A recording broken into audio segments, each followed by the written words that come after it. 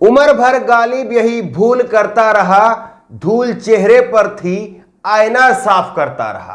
नमस्कार, मैं हूं धर्मेंद्र, आप देख रहे हैं ऑनलाइन न्यूज इंडिया।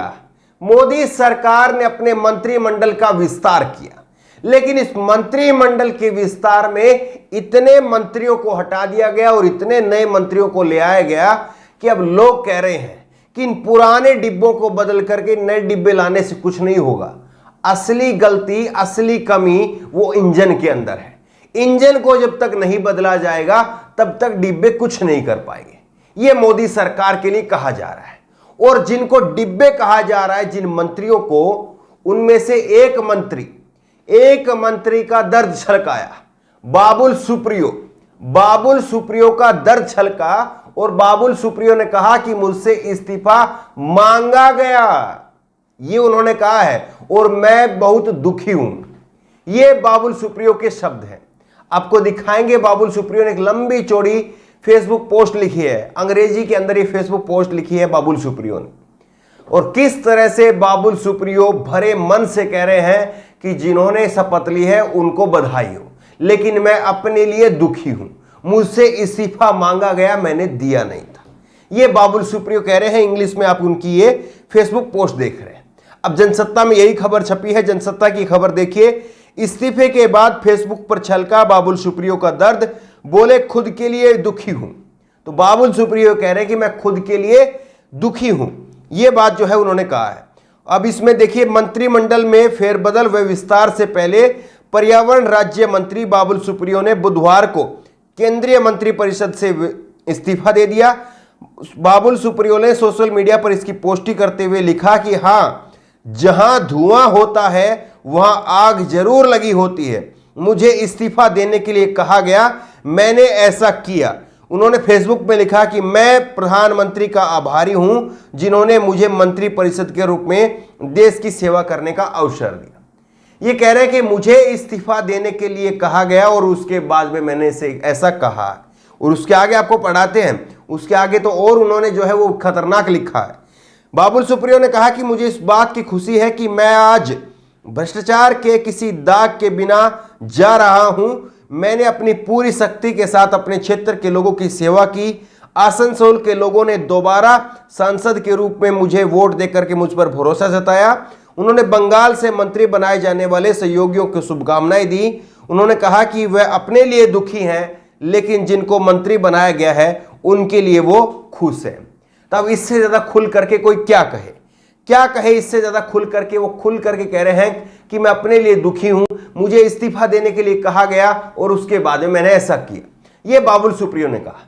लेकिन बाबुल सुप्रियो की एक वीडियो क्लिप लोग शेयर कर रहे हैं। लोग शेयर करते हुए लिख रहे हैं कि बाबुल सुप्रियो का इस्तीफा तो इसी दिन तय हो गया था जब बाबुल सुप्रियो ने अमित शाह के काम में टांग अड़ाने का काम किया था। आप ये बाबुल सुप्रियो की वीडियो देखिए, जिसमें अमित शाह एक कार्यक्रम में थे, जो 2 दिया जला रहे थे। बाबुल सुप्रियो उनके पीछे खड़े थे। बाबुल सुप्रियो ने जाकर के दिया जलवाने की कोशिश की, लेकिन अमित शाह ने हाथ लगा करके उनको पीछे कर दिया और उसी दिन तय हो गए थे कि ये अमित शाह जी के साथ में इनके संबंध अब अच्छे नहीं रहेंगे और इनका कीमत भी जो है वो हो सकता है कि चुकानी पड़े। आज क्या मंत्री के रूप में उनकी जो कुर्सी गई है, क्या उसकी कीमत उन्होंने चुका दी है? आप ये वीडियो देखिए। भारत माता की, भारत माता की, वंदे वंदे वंदे। निकल ना पहली फुर्सत में निकल, पहली फुर्सत में निकल, पहली फुर्सत में निकल। पश्चिम बंगाल से 2 नेताओं की छुट्टी हुई है। पश्चिम बंगाल से बाबुल सुप्रियो और देबश्री चौधरी, इन दोनों की छुट्टी हो गई है। और इसी के साथ उत्तर प्रदेश से 7 नए मंत्री बनाए गए। इनको दरअसल सीख लेनी चाहिए कि पश्चिम बंगाल में भी चुनाव थे तो पश्चिम बंगाल पर भी पूरा फोकस किया गया। अब उत्तर प्रदेश में चुनाव है और चुनाव से पहले ये जो मंत्रिमंडल का विस्तार किया गया है, इसमें निश्चित तौर पर 7 मंत्रियों को जो जगह दी गई है वो होना ही था। लेकिन अब जब चुनाव हार जाएंगे, जीत जाएंगे, तो क्या वहां पर भी इस्तीफे होंगे? ये बड़ी बात है। लेकिन आपको एक वीडियो क्लिप सुनाते हैं। एक वीडियो क्लिप आप सुनिए जिसमें राजनाथ है और जिसमें रविशंकर प्रसाद है। राजनाथ ये कह रहे हैं कि यूपीए की सरकार नहीं है, यहां पर इस्तीफे नहीं होते हैं।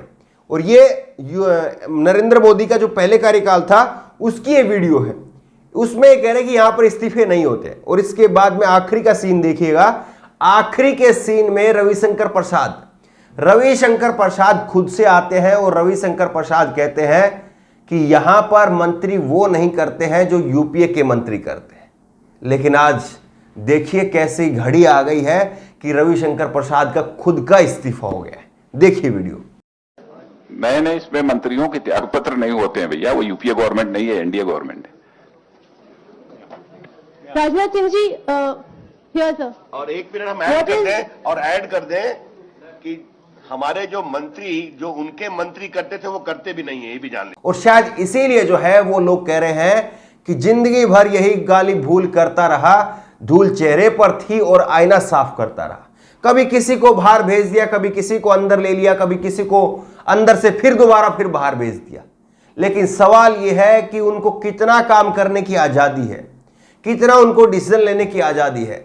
राकेश टिकैत बार बार ये बात कहते हैं कि आप किसी भी मंत्री को भेजिए, हम उससे बात करने के लिए तैयार हैं, लेकिन कम से कम उसको अधिकार दे करके भेजिए, उसके पास में इतने अधिकार हो, इतनी पावर हो कि वो फैसले ले सके।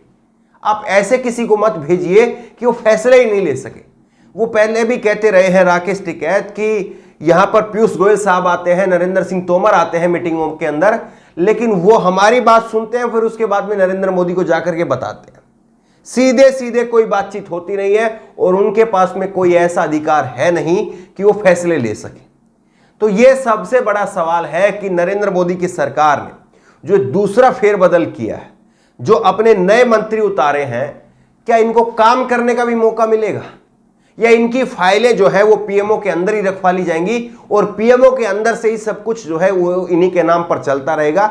लेकिन करने वाले ये नहीं रहेंगे, करने वाले वही पीएमओ के अधिकारी होंगे, पीएमओ के अंदर के लोग होंगे और वही अपनी मन मर्जी के हिसाब से जहां पर जो करना है वो अपने हिसाब से तय कर देंगे। ये केवल मुखौटा भर है, दिखाने भर के लिए है। और फिर उसके बाद में अगर थोड़ा काम बच जाता है, थोड़ा समय बच जाता है, तो जिस तरह से डॉक्टर हर्षवर्धन करते थे वैसे ही ट्विटर पर ट्रोल करके अपना काम चला सकते हैं। बाकी कितना काम करने को मिलेगा, कितना काम नहीं करने को मिलेगा, वो तो समय बताएगा। बहरहाल जिस तरह से बाबुल सुप्रियो ने खुल करके कहा है कि उनसे इस्तीफा देने के लिए कहा गया और मैं बेहद दुखी हूं, ये उन्होंने कहा है, ये तो अकेले बाबुल सुप्रियो के दिल का दर्द है। आपको क्या लग रहा है कि जितने लोगों को आज निकाला गया है, आपको क्या नहीं लग रहा है कि इतने लोगों के अंदर भी दर्द होगा कि हमको इतने दिनों तक मंत्री बनाया गया, काम करने नहीं दिया गया और आज जो है निकाल दिया गया? क्या उनके अंदर दर्द नहीं होगा? या आपको लग रहा है कि बाबुल सुप्रियो जो है वो ज्यादा ओवर एक्टिंग कर रहे हैं? आपकी राय क्या है? नीचे कमेंट बॉक्स में अपनी राय जरूर दें। उसी तरह की तमाम खबरों के लिए ऑनलाइन न्यूज इंडेक्स सब्सक्राइब करें, साथ में जो बेल आइकन है घंटी उसको जरूर दबाएं ताकि जैसे कोई वीडियो अपलोड करें उसकी नोटिफिकेशन आपको तुरंत मिल सके। धन्यवाद। इस खबर को अभी लाइक करें, शेयर करें, अभी चैनल को सब्सक्राइब करें और घंटी जरूर दबाएं।